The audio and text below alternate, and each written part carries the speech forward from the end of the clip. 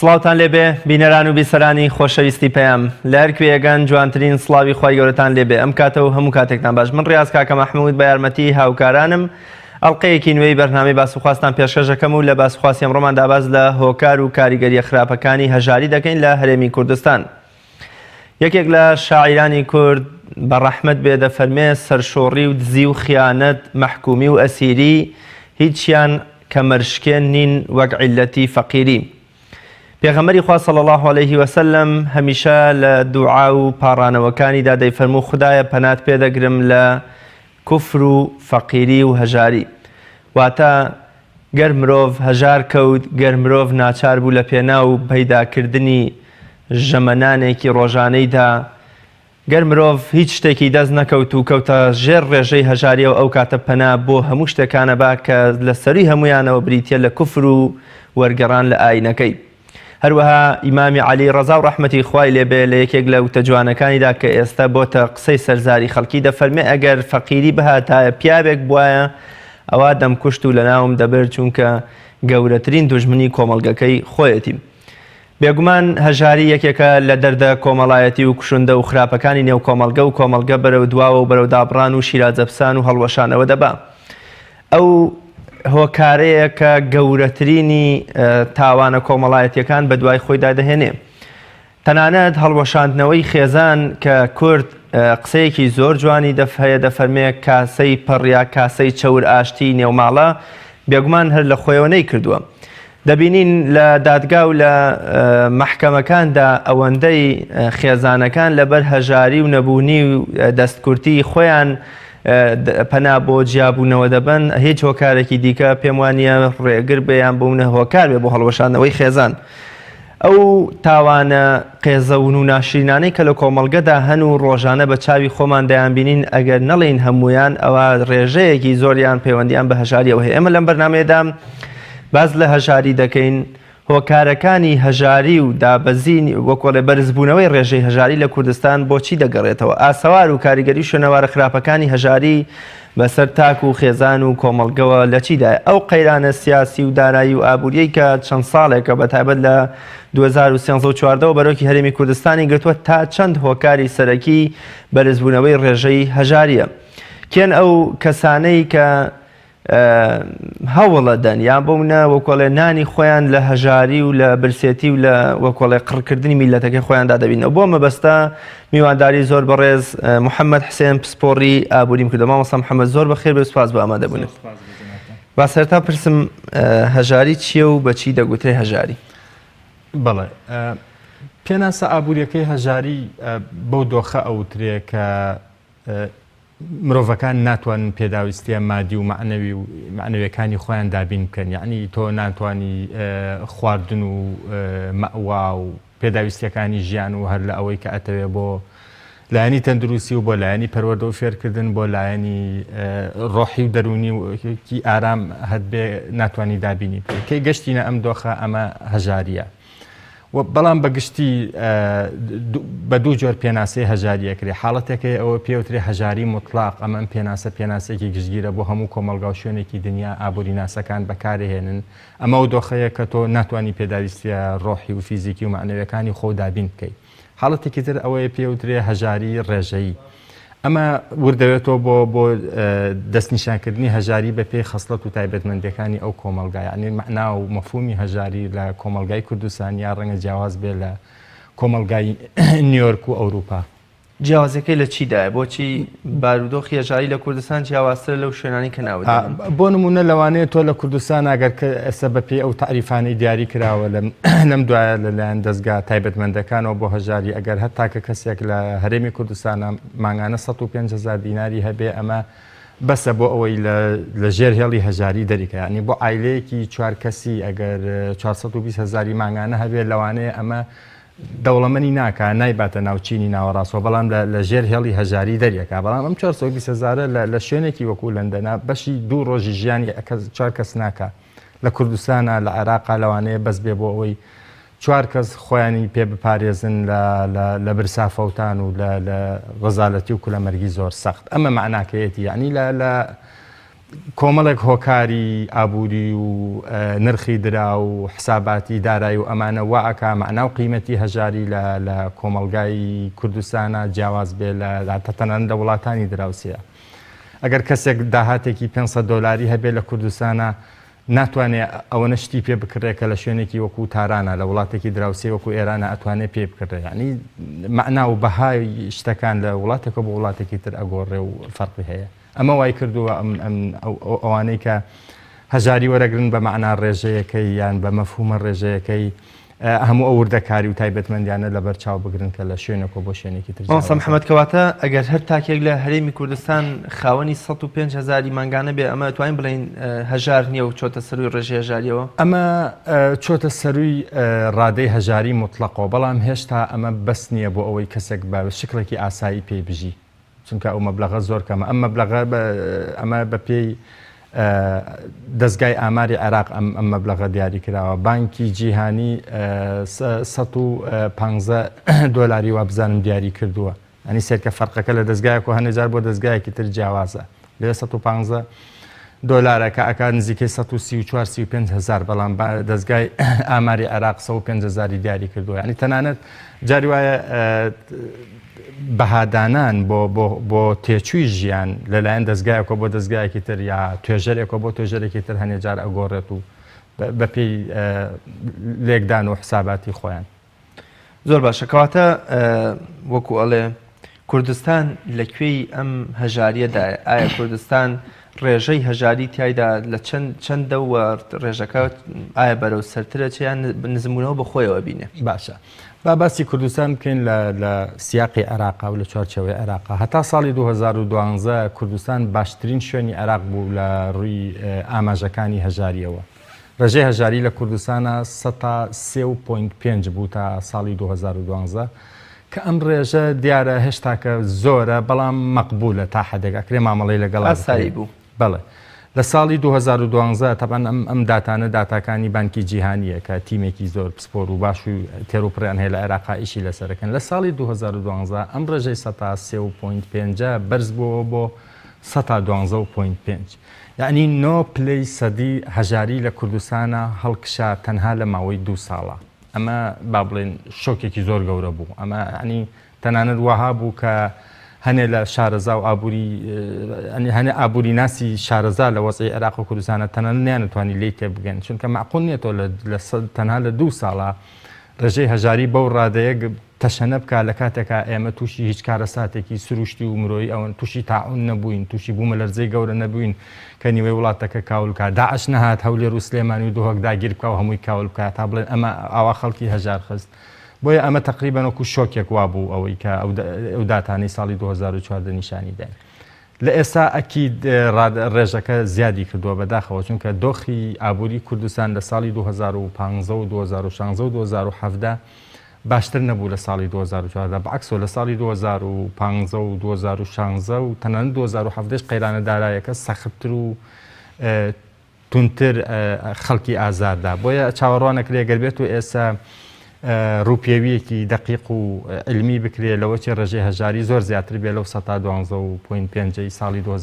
ئامارەکەی ساڵی 2014 نیشانی داین. کوردستان ئێستا لەکوێی عێراقدایە؟ ئایا کوردستان لە چاو ناوچەکانی خواروی عێراق و باشووری عێراق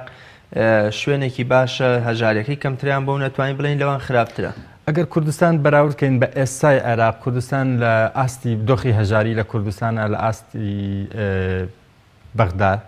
و پارێزگاکانی تری ناوەڕاستە وەکو نەجەف و دیالە و کەربەلا و ئەوانە لە بەسرە و باشووری عێراق باشترە، لەو پارێزگایانش باشترە کە داعش داگیری کرد و کاولی کرد وەکو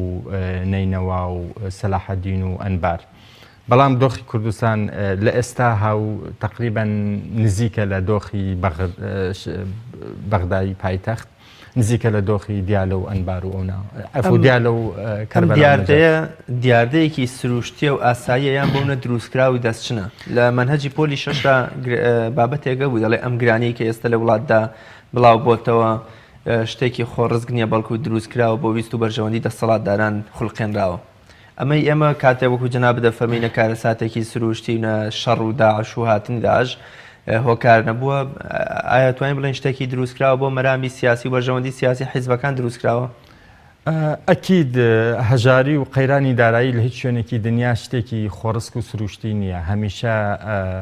فەشەلی دام و دەستگا سیاسیەکان، دام و دەستگا ئابووری و دارایەکان قەیرانی دارایی دروستەکە. هەمیشە کێشەی سیاسی و ناسەقامگیری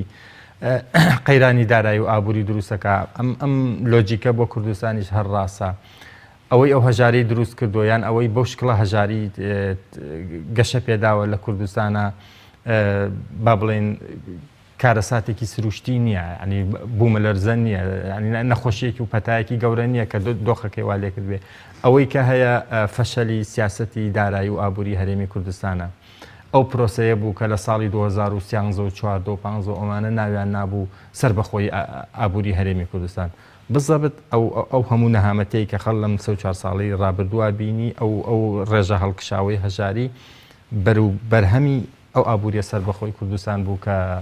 زۆربەی حیزبەکانی کوردستان تەبەنیان کرد و بەریان پێدا. کەواتە کێشەی سیاسی هەبووە لە کوردستانە ئەم هەژارەی دروست کردووە و ئەم قەیرانە دارایی و ئابووری دروست کردووە. حساباتی سیاسی غەڵەت، خراپ بەڕێوەبردننی کەرتی ئابووری و دارایی لە هەرێمی کوردستانە و مەسایلی گەندەڵی و کێشەکانی تر ئەو نەهامەتی ئابووری دروست کردووە نەکشتی تر. زۆر باشە مامۆستا محەممەد، یەکێک لە وەزیرەکانی ئەم وڵاتە دەیوت بۆ منە ئەگەر نەوت بچێتە $100 ئەوە بۆ پاشەکەوتی موچە و کە هۆکاری سەرەکی ئەم هەژاری و فەقیرە بوو هەروەکو خۆی ئەمێنێتەوە. کەواتە ئێمە دەتوانین بڵین ئەمە شەڕێکی دەرونی بوو، ململانەیەکی دەرونی بوو، فشارێکی دەرونی بوو خرایە سەر میلەت. جەنابتان بۆ ئەمە چیاڵێن؟ خۆی سەرچاوی زۆربەی کێشەکانی کوردستان و عێراقیش لەوە دێ کە ئێمە هەموو شتێکمان پشتی بە نەوت بەستووە. یعنی نەوت ئێستا بۆ حکوومەتی هەرێمی کوردستان و حکوومەتی فیدراڵی عێراقی 90 داهات لە نەوتۆیەت. نەوت ینی کاڵایەکی ناجێگرە. ئەمڕۆ نرخی بەرمیل لە نەوت لە بازارە $80 بێ، ئەکرێ سبەینە بێتە $50 یا بێتە $120 تۆ نازانی. کەس ناتوانێت پێشبینی نرخی نەوت بکە کە تۆ هەموو ئابوووریەکەت هەموو سەرچاوەکانی داهاتی وڵاتەکەت تەنها پشتی بە نەوت بەستە بوو، نەوتیش ئاوا ناجێگیر بوو. ئەوە ڕاستە تۆ هەرگیز سەقامگیری بە خۆتۆ نابینی. یعنی گریمان تۆ ئێستا نەوت بەرزەوە ئەتوانی موچەی کارمەندانی هەرێم دابین کێ، بەڵام هیچ زەمان نییە تۆ بتانی 2 مانگی تر بەردەوام بی لە دابینکردنی موچەی خەڵک. وە ڕەنگەم داهاتشی زیاد بکە نرخی نەوت بەرز بێتەوە. ئەم شتە بەدەستۆ نییە، تۆ ناتوانانی دابینی بکەیت، تۆ ناتوانانی گرانتی بکەیت. بۆیە تاوەکو ئابووری کوردستان و عێراقیش لە 90 وەکەوەی ئێستا هەیە پشت بە نەوت ببەسێ، قورسە چاوەڕێ بکەین هیچ ئەم کێشەچیتر ببەستێ بۆ هەروەی هەر دەوڵەتێک خۆی لە کورتێنان و لە هەژاری و لە وەکوڵێ قەیرانی دارایی ڕزگار بکە. ئەمە بچکە لە نەوت چیترمان هەیەکەوە بتوانێت وەکو نەوت بتوانێت دارایی و موچەیەکی باش بۆ خەڵکەکەی دابین بکە. باشە ئێمە زۆر شتمان هەیە لە کوردستانە ئەکرێ ئیشی لەسەر بکرێەوە بەرهێنانی تا بکرێ بۆی بێتە سەرچاوی داهات. بۆ نمونە کوردستان شوێنێکی لەبارە بۆ کۆمەڵێکی زۆر پیشە سازیەکان، شوێنێکی لەبارە بۆ کشت و کاڵکردن و یارمەتیدانی یعنی کەرتی کشت و کاڵ، شوێنێکی زۆر لە بارمان هەیە بۆ مەسایلی گەشتیاری و ئەو شتانە. هەموو ئەم کەرتانەی کە ئەکرێت سەرچاوی داهات بێ بۆ خەڵک و بۆ حکوومەت و بۆ پێویست ناکاتەوە تەنها پشت بە نەوت بەستی. بەڵام کێشە ئەوەیە نەوت چونکە سەرچاوی پارەیەکی زۆری ئاسانە، یعنی تۆ بەبێ هیچ ئارەق ڕشتنێک، بەبێ هیچ بیرکردنەوە و حساباتێک، بەبێ هیچ پلاندانان و بەرهێنانە یەکسەر نەوتەکە کۆمپانیای بیانی ئەهێنی نەوتەکەت بۆ دەرەکەەوە ئەیفرۆشی و بەشە پارەکەی تۆ خاتە لاوە.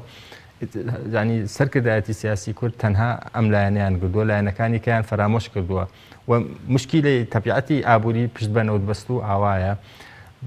جەوێک دروست ئەکات، جەوێک ئەخڵقێنێک کە هەر زیانی خراپی ئەبێ بۆ کەرتەکانی دیکە. بۆ نمونە بەهۆی کەرتی نەوت و بەهۆی ئەو پارەی لە شاوەی کە نەوت لە ساڵانی 2006 تا 2012 هێنایە کوردستانەوە بڕێکی زۆر خەڵک لە لادیەکان هات، ینی ئەوانەی کە جوتیاری چالاک بوون ئەهاتنە شارەکان و ئەبوونە پۆلیس لە کاتە حکومیەکانە یا ئەبوونە کارمەندێکی بێبەرهەم. تەبعاً لە بیرمان نەچێ، ینی کە زیاد لە 180 هەلی کار دروستکردن لە ساڵانی ڕابردووە تەنها کەرتی حکومی بووە لە کوردستان و عێراقیشە و ئەم کەرتە بەشی هەرە زۆری کەرتێکی بێبەرهەمە. کارمەندە چێ دەوامەکات، بەڵام لە نەتیجا شتێک بەرهەم نایەنێ کە بفرۆشرێتەوە و کرێی تێچوو ئەو کارمەندە دابین بکە. ئەمە مشکیلە بوو ینی تا ئێستا ئێمە ئەو کێشەمانە هەیە کەرتی نەوت بە جۆرێکی سەرەتانیانە گەشەی کردووە لە عێراق و کوردستانە ئەم گەشەکردنی کەرتی نەوت ئەم زاڵبوونەی کەرتی نەوت بەسەر ئابووری و سیاسەتی کوردستان و عێراقشە کاریگەری خراپی کردێتە سەر کشت و کاڵ سەر مەسایلی گەشتیاری سەرکەرتی پیشەسازی و شتەکانی کە ڕێژەی ئاسایی هەژاری لە هەر وڵاتێکدا ئەبێت چەند بێ ئێمە بۆ منە جەنابەت فەرمووت لە ساڵی 2012 ڕێژەیە بووە پاشتر هەڵکشاوە بۆ ڕێژەیەکی دیکە تا چەند بۆ منە ئەتوانین بڵێن شتێکی ئاساییە و وەکوڵێ ئاماژە و هۆکارە کاریگەرەکانی هەژاری دەرناکەون لەو ڕێژەیە ئەگەر ڕێژەی هەژاری لە وڵاتێکە لە نێوان 102 بۆ 2.5 بێ ینی 2 بۆ 2.5 بێ ئەمە ئاستێکی مەقبولە ئەکرێت مامەڵی لەگەڵا بکرێت و دەرهاویشتەکانی کۆنتترۆل بکرێت بەڵام کە لەمە تێپەڕی ئەگاتە ئاستێک کە ئیتر کۆنتترۆلکردنی دەرهاویشتەکانی زۆر قورس و زەحمەت ئەبێ هەم بۆ لایەنی دام و دەستگا ئیداری و حکومیەکان و هەم بۆ ئەو کەرتانی تری کۆمەلگا کە مامەڵەیەکەن لەگەڵ ئەو خەڵکانی کەوتونەتە ژێر هێڵی هەژاریەوە بۆیە 2 تا 2.5 ڕێژەیەکی مەقبولە بەڵام لەوە زیاتر ئیتر ئەبێ خەمی بخورێت و ئەبێ حسابی بۆ بکرێت زۆر باشە بەس لە هۆکارەکانی هەژاری بکەین هەژاری لە چیەوە سەر هەڵەدایە ئەو هۆکارانی کە دەبنە هۆی ئەوەی کە هەژاری لە وڵاتێکدا بڵاو بێتەوە کامانن کۆمەڵێک هۆکاری با بڵێن کۆمەڵێک هۆکاری هەیە کە هەمیشە ئاماژەی پێدرێکە لە لەو کاتانی کە لێکۆڵینەوە لە دۆخی هەژاری هەر وڵاتێکە کرێ مهمترین و هەرە لە پێشترینیان ڕۆڵی دام و دەستگاکانە اینجا لە دوای بۆ ڕۆڵی دام و دەستگا سیاسی و ئابوووریەکان ڕۆڵی سیستەمی سیاسی لە هەر وڵاتێکە ئەمە یەکجار کاریگەرە ئەگەر چەند نمونەیەکی دنیا باس بکەین بۆ نیشاندانی ئەوەی تا چەند دام و دەستگاکان ڕۆڵیان هەیە لە هەژاریە شارێک هەیە لە نێوان مەکسیک و وڵاتە یەکگرتووەکانی ئەمریکا ئەو بەشەی ئەم شارەی کە ئەو بەشە ئەمریکەکەی پێ ناوی ئەلپاسۆیە و بەشە مەکسیکەکەی ناوی سیدی جێرێزە ئەم شارە هەر هەمان میلەتن هەمان خەڵکن هەمان جۆگرافیا و هەمان تەبیعەت و هەمان وەزعە بەڵام لە بەشە ئەمریکەکەی ئەم شارە ژیانێکی زۆر ئاسایی هەیە و هەلی کار هەیە خەڵک ئەژی بە باشی و کێشەی برسێتی و هەژاری بەو شکڵە نییە کە تەنانەت ملاحەزەش بکرێ و لە ساڵی 2014 ئەم شارە هەر ئارامترینی شاری وڵاتە یەکگرتووەکانی ئەمریکا بووە بەشەکەی تری ئەم شارە کە عیدی وڵاتی مەکسیکە سیدی جێرز لە هەرە هەژارترین و داماوترین و پڕ لە نەکبەتی و تاوان ڕێژەی تاوانی لە ئاستێکی یەکجار بەرزایە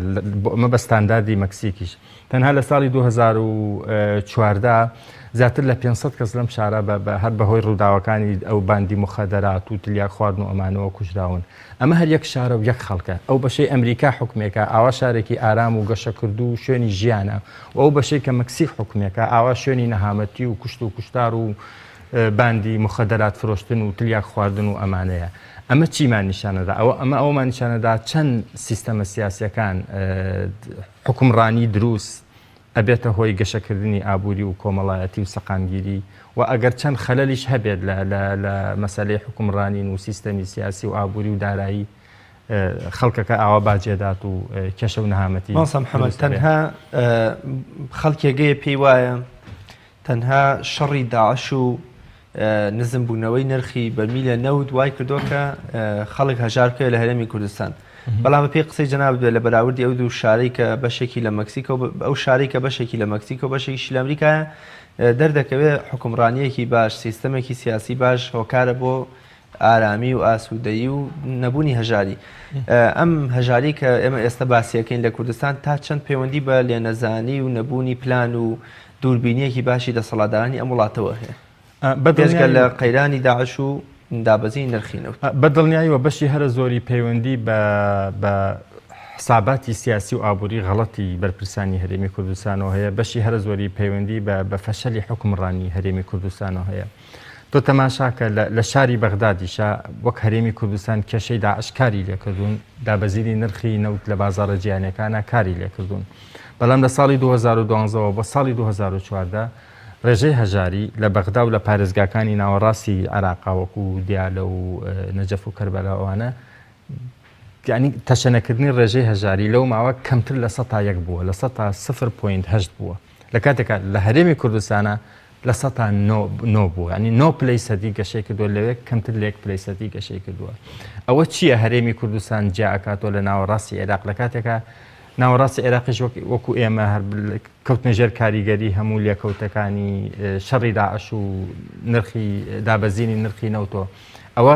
جیاوازی ئەو با بڵێن ئەوە ئەو سیاسەتە ئابووری ئەوە بوو کە لە کوردستانە پیانەوە سیاسەتی سەربەخۆی ئابووری کوردستان. ئەو سیاسەتی سەربەخۆی ئابووریە چه زیانێکی بە وەکوڵێ بە کۆمەڵگە گەیان چۆن هەژاری ڕێژەی هەژاری بەرز کردەوە. باشە با من تەنیا دوو ژمارەت پێ بڵێم کە حکوومەتی هەرێمی کوردستان دەستی کردە فرۆشتنی نەوتی خۆی بە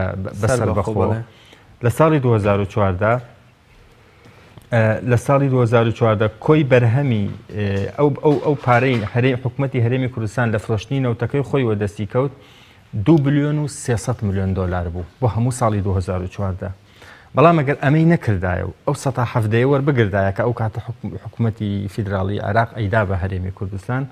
ئەم پارە نزیکەی 7 بلیۆن دلار بوو بە خەرجە فیدراڵەکانیشەوە. تۆ سێری ئەو فەرقەکە تقریبا ینی ئەوەی کە حکوومەتی هەرێم لە سیاسەتە سەربەخۆیەکەی ئابوووریەکەی خۆی بەدەستی هێنا 3 جار کەمتر بوو لەوەی کە ئەکرا لە بودجەی فیدراڵی عێراق بەدەستی بێنێ. ئەگەر ئێمە سێری ئەم ڕقەمە بکەین ئێستا ئازانی دیارە ڕوونە کارە ساتەکە لەکوێوە هاتووە. ینی هیچ کەسێکی ڕەشناڵ و عاقڵ نییە تۆ بۆ نمونە 3 دلار بگۆڕێتەوە بە 7 دلارە بەرپرسانی هەرێم ڕێک ئەمەیان کرد. ئیتر بۆ کردیان و لەکوێ حساباتەکانیان غەڵەت بوو ئەمە مەسلەیەکی ترە و قسەی زیاتر هەڵەگرێ. بەڵام نەتیجەکە کە وردێک تەرجمەیەکەینە سەر پارە و باخەڵ و ئەرزی واقع ئاوا بوو.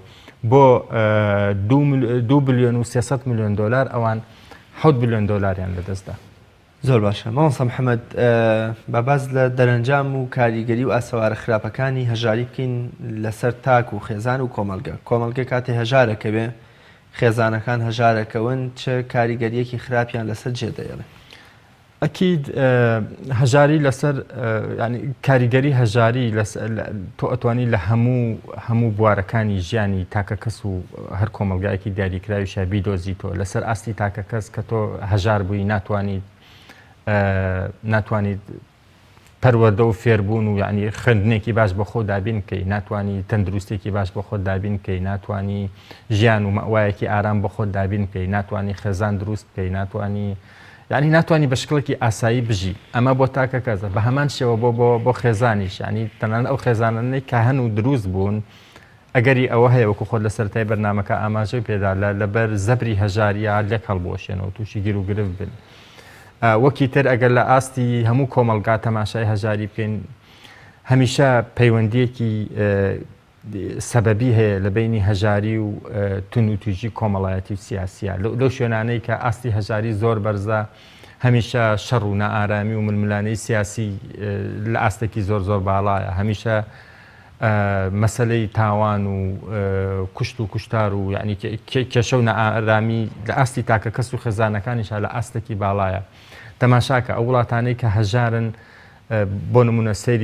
ئەگەر سێری ئەفغانستان بکەین سێری سۆمال بکەین سێری یەمەن بکەین لە منتیقی خۆمانە ئەمە وڵاتانن کە گیرۆدە بوون بەدەست 1001 مشکیلەی سیاسی و ئەمنی و تەنانەت وڵاتەکان لەبەر یەک هەڵوەشاونەتەوە. عێراقیش یعنی بەدەر نەبووە لەم معادلە یعنی ئەگەر تۆ سێر پێ لە ساڵی 1970 تا ئێستا عێراق لە شەڕ و ململانێ و نەئارامیەکی بەردەوامایە بەدڵنیایە خەڵک باجی ئەمەی داوە ینی چەند وڵاتەکە لەگەڵ دەرو دراوسیا لەگەڵ کۆمەلگای نێودەوڵەتیە لە کێشا بووە ئەوەنەش لە ئاستی ناوخوا لە ئاستی تاکە کەسەکانە لە ئاستی خێزانەکانە دۆخی کۆمەڵایەتی خەڵک تێکچووە دۆخی سایکۆلۆژی خەڵک تێکچووە گەرستە تۆ ئەم شتە ورد بکەینەوە بۆ ژمارە ئەبینین زیاتر لە 3 میلیۆن عێراقی ئێستا وەکو پەنابەر لە دەرەوە لە وڵاتانی تر ئەژی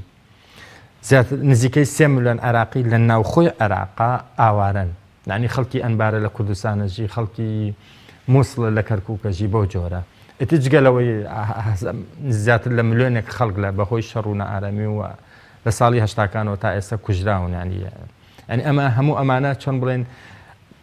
ئەم پەیوەندیانە ینی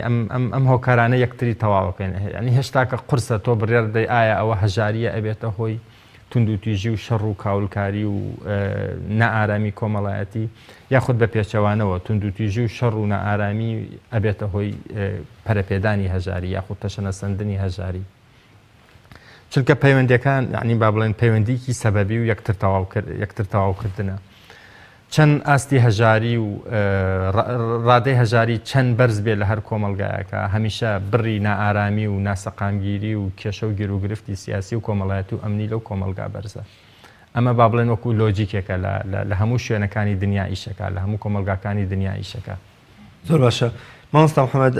هاتنی ئاوارەکان بە تایبەت ئاوارەی عەرەب و سووری تا چەند ئایا ئێمەی بەرەو هەژاری بردویان بە پێچەوانەوە زۆر جا دەگوترێ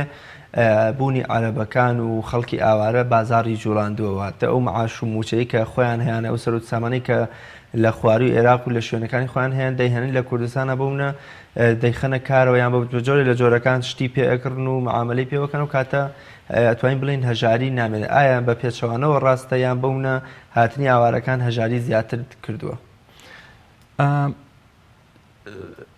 ینی ویستێکی سیاسی هەیە لە کوردستانە کە ئەوێت ئاوارەکانی سووریا و ئاوارەکانی ناوخۆی عێراقی جوانیشاندا کە ئەمانە سەرچاوی کێشە ئابووری و دارایەکان کە ئەمانە بوونەتە هۆی هۆی دروستبوونی ئەو ڕێژە هەڵکشاوی هەژاری. بەس لە ڕاستیە ئەمە دقیق نییە و ئێمە داتامان لە بەردەستانێ. من تایسە زۆر کەس ئیشی لەسەرم مەسەلە کردووە بەڵام کەسم نەبینیوە بە ژمارە پێمان بڵێ لەوەتەی ئاوارەکان هاتوون بەم بڕە و بەم ڕادەیە کاریگەریان کردو لە فلان کەرتی ئابووری کوردستانیان لە فلان کەرتی خزمەتگوزاری کوردستان. ئەکید ئەم ئاوارانە قورساییان دروست کردووە لەسەر دام و دەستگا خزمەتگوزاریەکانی کوردستان. بەڵام وەکو خۆتیش وتت ئەم ئاوارانە یەک دنیا هەلی کاریان لەگەڵ خۆیان هێناوە بۆ کوردستان. ساڵانە و مانگانە پارێکی زۆر لە شوێنەکانی خۆیان و ئەهێنن و لە کوردستانە خەرجێکن. ئەنی یارمەتی جوڵەی بازاڕیان داوە. کۆمەڵک دراسە هەبوو لەم دوایە کە ئەوەی نیشانەدا پارێزگای دهۆک کەمتر لە پارێزگای هەولێر و سلێمانی کەوتە ژێر کاریگەری ئەم قەیرانە دارایی کە لە ساڵی 2014 دەستی پێ کرد. ئەمەش تەنها لەبەر وجودی ئاوارەکان لە پارێزگای دهۆکە چونکە پارێزگای دهۆک ڕێژەیەکی زۆر ئاوارەی لە خۆگرت بەراورد بە سلێمانی و هەولێر. ئەکید مناڵم کاریگەری نەبووە وجودی ئاوارەکان و مناڵم ینی بێکاریگەری بووە بەڵام کاریگەرەکە تەنها کاریگەریەکی خراپ و نێگەتیڤ نەبووە کاریگەریەکی ئیجابیش هەبووە وەکو تۆ یارمەتی بازاڕی داوە هەلی کاریان هێناوە. بەڵام گریمان وتمان ئاوارەکان ئەمە ئاوارەکان و شەڕی داعش و دابەزینی نرخی نەوت لە بازاڕە جیهانەکان ئەمانەوەکو کۆمەڵک شۆکی ئابووری ئەخوێنرێتەوە تەماشاکرێت لە حساباتی ئابووریە. لە هەموو دنیا شۆکی ئابووری هەیە هەموو وڵاتانی دنیا تووشی شۆکی ئابووریە بن ئەوە تەنیا هەرێمی کوردستان نییە. باشە ئەی پلان و بەرنامەی حکوومەتی هەرێمی کوردستان چی بوو بۆ ڕوبەڕووبوونەوەی ئەم شۆکانە؟ یەکێک لەو پێوانانەی کە ئاستی دروستی و گونجاوی حکومڕانی لە وڵاتێکە پێ دەستنیشانەکرێ ئەوەیە ئەم وڵاتە تا چەند توانای ڕوبەڕووبوونەوەی شۆکە ئابووری و سیاسی و ئەمنیەکانی هەیە. ئەوەی ئێمە بینیمان لە ساڵی 2014 ئەوە بوو حکوومەتی هەرێمی کوردستان بە هیچ شێوەیە نەیتوانی بەرگەی شۆکە ئابووری و ئەمنی و سیاسەکانی ئەو ساڵە بێت ئەوەی کە بەهۆی شەڕی داعش و نرخینەوە لە بازاڕە جیهانیەکانە دروست بوو. ئەکید کێشەیە وجودی ئەو هەموو ئاوارە و ئەو خەڵکە ئاوارە لە هەرێمی کوردستانە بەڵام ئەی پلانی حکوومەت چی بوو چارەسەری حکوومەت چی بوو بۆ ئەوانە و چۆن حکوومەت ڕوبەڕووی ئەم شۆکە بووە حکوومەتی هەرێمی کوردستان لەوا سەرکەوتوو نەبوو. زۆر باش مامۆستا محەممەد ئایا دەتوانرێ هەژاری بنبڕ بکرێ یان کامان ئەو میکانیزم و ڕێکار و شوێنانی یام ئەو شێوازانەی کە دەتوانرێت لە هەر کۆمەڵیەکدا هەژاریان پێ کۆتایی بهێنرێت و خەڵکەکەی وەکۆڵی نۆرماڵ و ئاسایی بشین. لە هیچ شوێنێکی دنیا ینی مێژووی بەشەریەت قەت ئەومان نیشان نادا کە کۆمەلگایەکی بێهەژار هەبوو بێ ینی لەوەتەی مڵکدارەتی تایبەتی دروست بووە هەمیشە هەژار و دەوڵەمەند هەبووە لە هەموو کۆمەلگاکانە ئەبێ هەژ بێ بەڵام لە کۆمەلگا ئاسایەکانە زۆرینەی خەڵک لە چینی ناوەڕاستن کەمینەیەکی کەم زۆر دەوڵەمەندن و کەمینەیەکی کەمی زۆر هەژارن وەکو وتم هەژاریەگەر تا ڕادەی لە 2.5 ڕێژەیەکی مەقبولە بەڵام لەو کۆمەلگا پڕ لە نایەکسانی و پڕ لە کێشە سیاسی و ئابوووریەکان کەمینەیەکی کەم زۆر دەوڵەمەندە بن زۆرینەی زۆر هەژارە بن چینی ناوەڕاست ئەپوکێتەوە و یا با بڵێن بچووکە بێتەوە کێشەکە لە کوردستانە ئەوەیە چینی ناوەڕاست بچووک بۆتەوە یعنی کەم بۆتەوە چی بەڵێ ئیسەکە کە ڕێژەی هەژاری گەشەی کردووە ئەمە ینی کێ بە ئاوا هەژار کەوتووە ئەگەر ئەم داتای بانکی جیهانی تەرجمەکەینە سەر ژمارە ئەمە ئەومان پێڕێ لە ساڵی 2012 تەنها نزیکەی 125,000 کەس هەبووە هەژار بوون لە کوردستانە 125,000 کەس ئەم ڕێژەیە لە ساڵی 2014 بۆتە نزیکەی 670,000 کەس ئەم ڕێژانە تقریبا 5 زیادی کردووە ئەمە ینی ئەمە قورسە ئەو 125,000 لەکوێی 2.5کایە زۆر ئەمە 112.5 ئەو 3.5کەیە ئەمە ساڵی 2012 بوو لە ساڵی 2014 ئەم ڕێژە زیادی کردووە بۆ 112.5 کە ئەکا نزیکەی 620,000 زۆر دقیق نیم لە ژمارەکە اینجا خۆی کێشەکە ئەمەیە ئەنی ئەگەر تۆ سەرنج بدەیت ینی با بڵێن ئەگەر خەڵکە هەژاری و داماوەکانی کوردستان لە ساڵی 2012 بەقەدەر خەڵکی شارێکی وەکو چەمچەماڵ بوون لە ئێستا ئەم خەڵکە ئەوەنە زۆر بوون بەقەدەر خەڵکی شارێکی وەکو سلێمانی ئەگەر دانی شتەکە تەرجمە بکەینە سەر نمونەی بەسیتر بۆیە ینی ناکرێت تۆ تەسەوور بکەی کۆمەلگایەکەت هەبێ بە بێ هەژار بەڵام ئەکرێ ئیش بۆ ئەو بکەی کۆمەلگایەکەت هەبێ کە چینی ناوەڕاست زۆری نەبن چۆن ئیش هەژار کۆمەلگەیە کۆمەڵی ناوەندی زۆرتر بێ باشە کۆمەڵێک با بڵێن چارەسەری تەقلیدی هەیە کە هەر وەختێک شوێنێکی وەکو کوردستان تووشی ئەم هەموو دەرد و نەهامەتیە دارایی و ئابووریە بێتەوە عادەتەن ئەو کێشە ئەو چارەسەرە تەقلیدانەی کە دام و دەستگا جیهانیەکانی وەکو IMF و بانکی نێودەوڵەتی و ئەمانە پێشنیارێکن ئەوەیە ینی تۆ هەلی کار دروست بکە بۆ خەڵک ڕێگە بدە کەرتی تایبەت ئیش بە باشی بکە ڕێگە بدە ئەو کێشە ئابوووریانەی کە وای کردووە ئەم هەژاریە دروست بێ ئەو کێشانە چارەسەر بکە تەبان ئەم هەژاریە پەرەسەندۆ لە کوردستانە ئەمە دەرەنجامە ئەو هۆکارانەی ئەم دەرەنجامیان دروست کردو تۆ ئەوانە چارەسەر بکە ینی تۆ مەسەلەن وەزعێک دروست بکە لە کوردستانە 90 داهاتی هەرێمەکە یا وڵاتەکە پشت بە نەوت نەبەسێ لەبەرەوەی نرخی نەوت ناجێگیرە بازاری نەوت ناجێگیرە هەرکەس پشت بە نەوت بووەسێ لە ساڵەکە 2 مانگ دڵی خۆشە و 10 مانگ بێپارەوە و ئەگری و ئەبۆڵێنێت و ینی گرەی لە بەختی خۆیەکە لەبەرەوە نرخی نەوت وایە تۆ نازانی کەی بەرزەوێتەوە کەی نزمێتەوە هەمیشە هەموو گۆڕانکاریەکی ئابووری و سیاسی و ئەمنی لە دنیا کارەکاتە سەر نرخی نەوت تۆ قەت ناتوانانی پشتی پێ بەسی ئەگەر تو ئابوووریەکە 190 پشتی بەنەوت بەست بێ کەواتە ئەمە کێشەکە بە زۆری لێرەوە سەرچاوی گردووە بۆیە وەکو وتم چارەسەرکردنی ئەو هۆکارانەی کە لە ئەسڵا کێشەکەیان دروست کردووە هەر لە هەمە ڕەنگکردنی سەرچاوەکانی داهات لە کوردستانە مەسەرەن ڕێگەدان بە کەرتی تایبەت بە باشی ئیش بکە کەمکردنەوەی ئاست و بڕی گەندەڵی لە کوردستانە دوورخستنەوەی سیاسیەکان و سەرکردە سیاسیەکان لە قۆڕەخکردنی بازار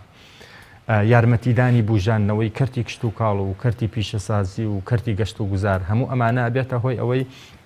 خەڵک سەرچاوی داهات بۆ خۆی پیا بکە لە دەرەوەی کەرتی حکوومەت لە دەرەوەی ئەو موچە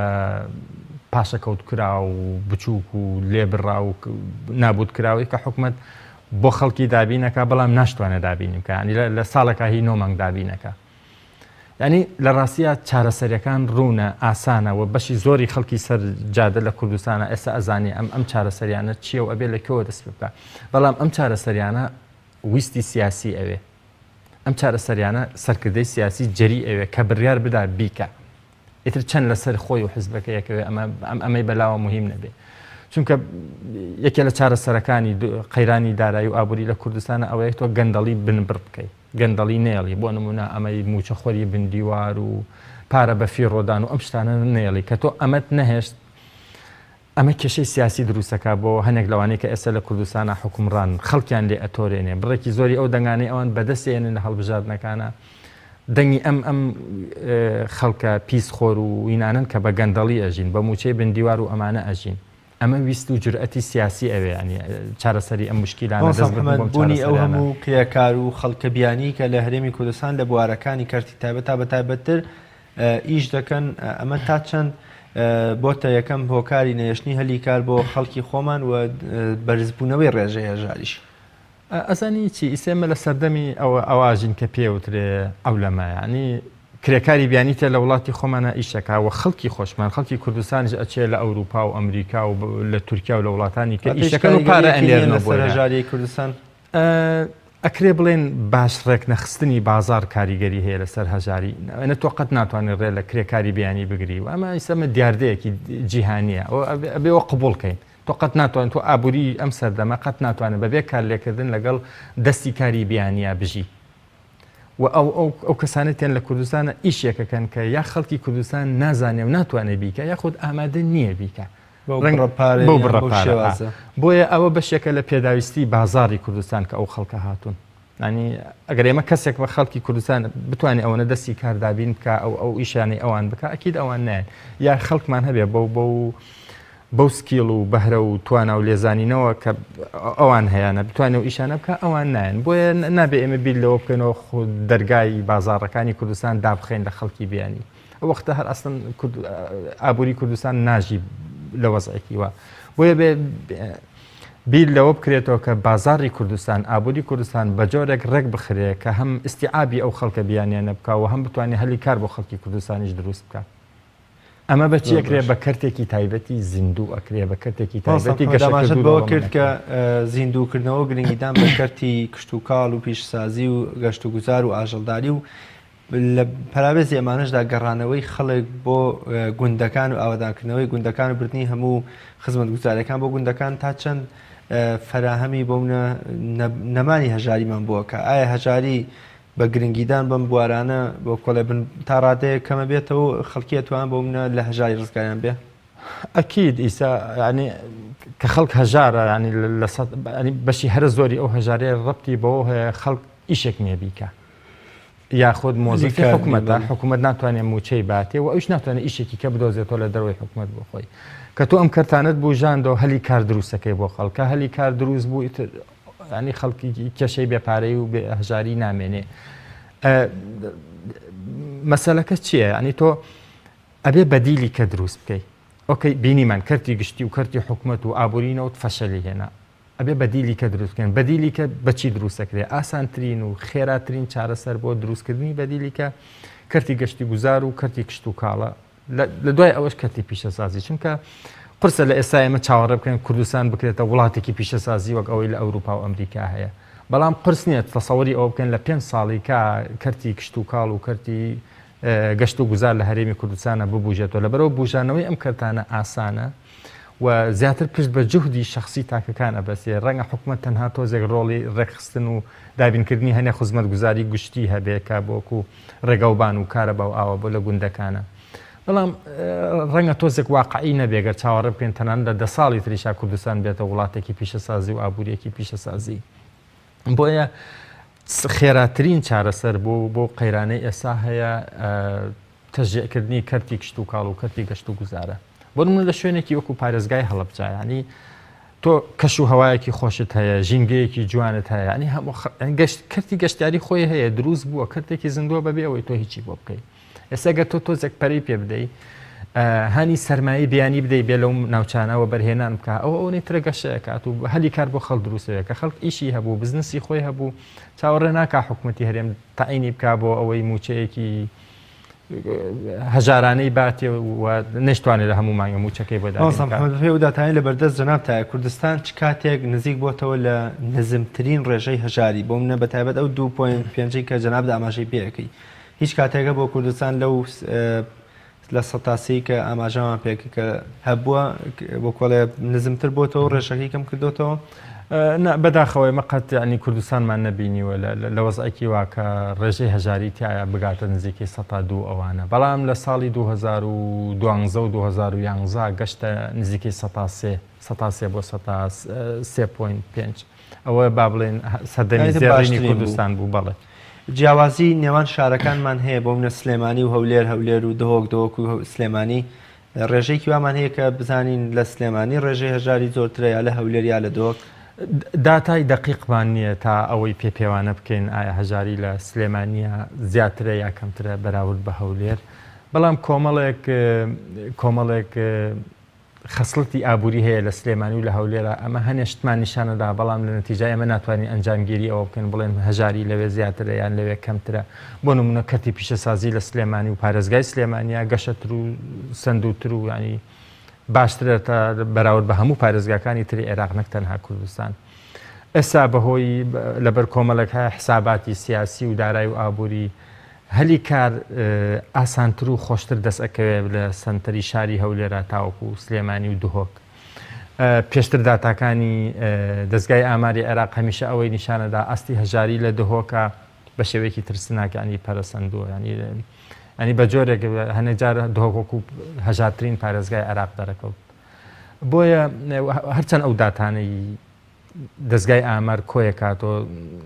قرسە پشتی پێ بەستی 100% و قرسە بڕوای پێ بکەی 100%، بەڵام کێشە ئێشتی لەوە باشترمان نییە. بۆیە لە ئێستا ناتوانین بڵێن کام لەم پارێزگانی هەرێمی کوردستان هەژارترە لەوی تریان، بەڵام کۆمەڵێک داتای ساڵانی ڕابردوو هەیە ئەوە نیشانەدا دهۆک هەژارترە لە هەموو پارێزگاکانی هەرێمی کوردستان. بەداخەوە مەزانی لە هەمویان دەوڵەمەندترە نەوەڵا بەداخەوە. زۆر باشە مامۆستا پێم خۆشە گوێبیستی کۆتا قسە و سەرنجت بم لەبارەی ناوەڕۆک و گرنگی وەکۆڵی بابەتی هەژاریەوە شتێک من نەمپرسیوە پێویست بکە جەناب داماژی پێ بکەین. یعنی ئەوەی کە ینی ئەبێ ئێمە لێی بترسین و بەجددی خەمی بخۆین بە تایبەتی لایەنی بەرپرس و دەسەڵاتدار لە هەرێمی کوردستانە ئەم ئاماژانەی هەژاری ینی هەروە بە بەلاش تێناپەڕێت ئەگەر بێت و چارەسەر نەکرێت و مامەڵەی لەگەڵا نەکرێت و خەمی نەخورێت ئەمە لە 2-3 ساڵی داهاتووە ئەبێتە هۆی کارەساتی سیاسی و ئەمنی لە کوردستانە، ئەبێتە هۆی کارەساتی کۆمەڵایەتی و تەربەوی و تەنانەت تەندروستیش لە کوردستانە. ئەمەیە کە با بڵێن ئاستی تاوان لە وڵاتە بەرزەکاتەوە، ئەمەیە ناسەقامگیری سیاسی و ئەمنی لە وڵاتە دروستەکە، ئەمەیە دەبێتە هۆی با بڵێن هەڵتەکاندنی ئەو سلمە کۆمەڵایەتی لە کوردستانە هەیە. ناکرێت تۆ ینی چاود لێەوە بێت و تەماشا بکەی زیاتر لە 600,000 خەڵکی کوردستان کە ئێمە هەموو هەرێمەکەمان دانیشتوانی هەموو هەرێمەکە بە 5 ملیۆن تەخمینەکرێ، ناکرێت تەماشا بکەی زیاتر لە 600,000 خەڵک لە خوار هێڵی هەژاری و ئەژین ناتوانن پێداویستە سەرەتایەکانی ژیانی ڕۆژانەیان دابین بکەیت و تۆش هەروە دانیشێ بڵێ ئۆکەی هەموو شتێک بەباشی ئەڕوا. ئێمە لە ساڵانی داهاتووە لەگەڵ لێکەوتەکانی ئەم هەژاریە هەڵکشاوە ڕوبەڕوو ئەبینەوە ئەگەر بێت و لە ئێستا خەمی نەخورێ، ینی تا ڕۆژێ زووتر چارەسەر بکرێ درەنگە و ئەمەش ئیشی دام و دەستگا بەرپرسەکانی کوردستانە، ئیشی سەرکردایەتی سیاسی کوردەکە بەپەلە مامەڵە لەگەڵ ئەم قەیرانە بکە. زۆر سوپاس بۆ بەڕێز محەممەد حسێن پسپۆڕی یابووری کە میوانی ئەمڕۆی بەرنامەی باس بووی. سپاس دەکەم. بینەرانی بەڕێز و خۆشەویست، سپاس بۆ ئێوەی عەزیزیش. ئومێد دەکەم هەمومان لە هەژاری میلەتەکەمان لە هەژاری خێزان و تاکەکانمان لە هەژاری ڕزگاریان بێ و بە جۆرێ لە جۆرەکان بژین، سەربەرزانە و مەردانە بژین و خزمەتی وڵات و کۆمەڵگەکەمان بکەین. تا بە یەگەشتنەوەیەکی تر بەخوای گەورە مێرەبانتان ئەسپێرم، خواتان لەگەڵ.